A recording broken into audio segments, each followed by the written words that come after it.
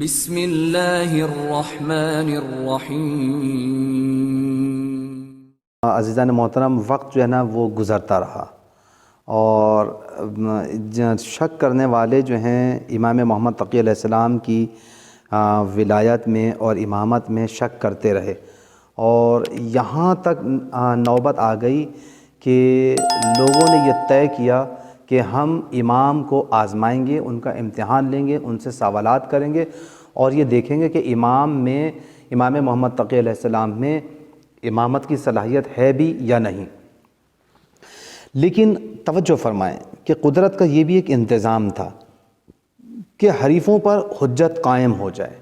جتنے لوگ سوال کرنا چاہتے ہیں اور جو شکوک و شبہات میں مبتلا ہیں، ان پر سب پہ جو ہے ایک حجت تمام ہو جائے، اور یہ بہت اچھی بات ہے۔ میں تو یہ کہوں گا کہ اگر امام محمد تقی علیہ السلام کے بارے میں دنیا نے یہ سوچا ہے کہ ہم آزما لیں سوال کر کے تو ہم ایمان لے آئیں گے، تو پھر میں یہ کہوں گا کہ پھر ہر ایک کے بارے میں یہ سوچنے کا حق ہونا چاہیے اور یہ سوچ لینا چاہیے کہ ہم جس کو بھی مان رہے ہیں اسے آزما لیا جائے، اس کو سوالات کے ذریعے سے پرکھ لیا جائے۔ لیکن عجیب بات یہ ہے کہ جب ہم تاریخ کا مطالعہ کرتے ہیں تو ہم دیکھتے ہیں کہ ایسے ایسے افراد کو مان لیا گیا کہ جہاں کچھ نہ جانا گیا، جہاں کوئی جواب نہ دیا جا سکا، اور نہ ماننے پر آئے تو ایسے فرد کو بھی نہیں مانا گیا کہ جو سلونی قبلا تفقدونی کا ممبر سے اعلان کرتا ہوا نظر آ رہا تھا۔ عجیب بات ہے یہ کہ واقعاً ہر دور میں اس طریقے کے لوگ پائے جاتے ہیں۔ لیکن بہرحال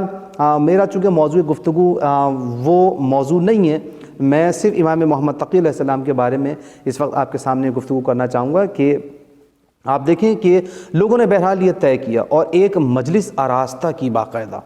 اور کہا کہ ہم امام محمد تقی علیہ السلام کو اس میں لے کر آتے ہیں اور سوالات کا سلسلہ شروع کرتے ہیں، اور ہر طرف سے عزیزان محترم سوالات کی بوچھار کر دی ہے،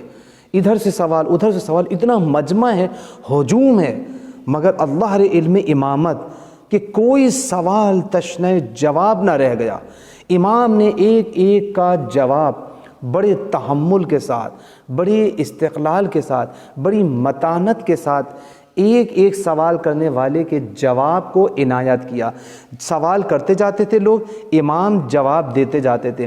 حد یہ ہے کہ جنہیں اپنا سوال یاد نہ رہ گیا تھا، امام انہیں ان کے سوال بھی یاد دلاتے تھے۔ جو سوال بھول گئے تھے، امام کہتے تھے تمہارا یہ سوال ہے جو تم بھول گئے ہو، میں تمہیں سوال بھی بتا دیتا ہوں تمہارا، اور تمہیں اس کا جواب بھی دے دیتا ہوں۔ اور جنہیں سوال کرنا نہیں آ رہا تھا، آپ نے دیکھا کہ محفل میں بعض لوگ ایسے ہوتے ہیں کہ جنہیں سوال تک کرنا نہیں آتا، تو امام علیہ السلام نے انہیں سوال بھی بتایا کہ دیکھو تمہارے دل میں اس طرح کا سوال ہے، تم کرنا چاہتے ہو لیکن تمہیں سوال بنانا نہیں آتا، تو امام نے سوال بھی بتایا جو اس کے دل کے اندر موجود ہے، اور پھر جواب بھی دیا۔ یہ ہے علم امامت۔ لیکن عزیزان محترم، آپ دیکھیں کہ آپ اندازہ کر سکتے ہیں کہ امام علیہ السلام نے کتنے سوالات کے جوابات دیے اور یہ سلسلہ کتنے دن تک جاری رہا۔ اگر آپ تاریخ کا مطالعہ کریں تو آپ دیکھیں گے کہ روایت یہاں تک ملتی ہے کہ تقریباً 3 دن تک یہ سلسلہ مسلسل جاری رہا، شب و روز لوگ جمع ہوتے تھے اور مسلسل امام سے سوالات کرتے تھے۔ اور کتنے سوالات کیے گئے ان 3 دن کے اندر، تاریخ یہ بتاتی ہے، روایت یہ کہتی ہے کہ یہاں تک کہ 30,000 سوالات امام علیہ السلام سے کیے گئے۔ یہ ہے علم امامت کہ اتنے سوالات، مختلف قسم کے سوالات تو تاریخ میں ثبت نہیں ہو سکے، لیکن یہ بھی ایک سوچنے کی بات ہے کہ امام نے سب کے جوابات دیے، لیکن کاش وہ اگر سوالات جو 30,000 سوالات تاریخ نے رقم بتائی ہے، اگر کاش وہ جمع ہو جاتے تو کتنا بڑا ایک علم کا بہت بڑا ذخیرہ ہمارے پاس موجود ہوتا۔ لیکن عزیزان محترم، آخر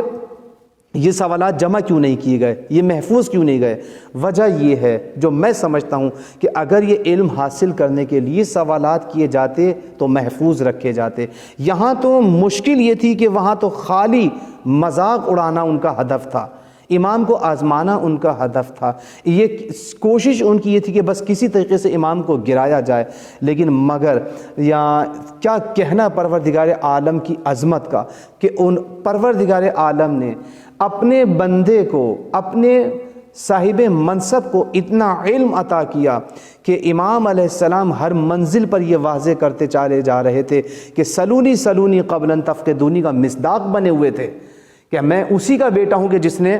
گویا کل یہ منبر پہ اعلان کیا تھا، تم ہم سے پوچھو اور یاد رکھو اس منزل سوال میں اور اس جواب میں کہ محمد محمد ہوتا ہے، اس میں پہلے اور تیسرے کا فرق نہیں ہوتا۔ ہمارا پہلا بھی محمد ہے، ہمارا اوسط بھی محمد ہے۔ ہمیں پروردگار عالم نے ہمارے پہلے کو بھی اللہ ہی نے علم عطا کیا ہے، اور ہمارے اوسط کو بھی اللہ ہی نے علم عطا کیا ہے، اور ہمارے آخر کو بھی اللہ نے علم عطا کیا ہے۔ خدا کی قسم یہ تو 3 دن تاریخ نے لکھ دیے، اگر 3 سال بھی کیا 30 سال بھی مسلسل لوگ امام علیہ السلام سے سوالات کرتے رہتے، بلکہ میں تو یوں کہوں کہ اگر ساری زندگی امام علیہ السلام سے سوال کرتے رہتے، امام اسی طرح سے جواب دیتے رہتے۔ اور یہ دنیا کو سوچنے کی ضرورت تھی کہ امام علیہ السلام کو جب آزما لیا تھا اور پرکھ لیا تھا تو پھر امام کی ولایت کا اعلان بھی کرنا چاہیے تھا، لیکن امام کی مظلومیت یہ دیکھیں کہ لوگ سوالات کرنے کے باوجود امام کی امامت پر ایمان نہیں لے کر آئے اور امام کو پھر بھی تنہا چھوڑ دیا۔ اور اتنے مختصر عرصے کے اندر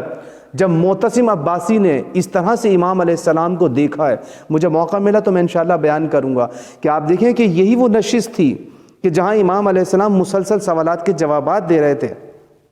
کہ معتصم عباسی نے امام علیہ السلام کو اسی موقع کی تلاش میں دیکھ کر کہ اگر امام علیہ السلام اسی طرح سے لوگوں کے درمیان مقبول ہو گئے تو میری حکومت کا تختہ الٹ دیں گے، اسی چیز کو دیکھتے ہوئے اس نے امام علیہ السلام کو اپنے رستے سے ہٹانے کی کوشش کی اور امام علیہ السلام کو زہر دے کر بالآخر امام علیہ السلام کو اس نے شہید کیا ہے۔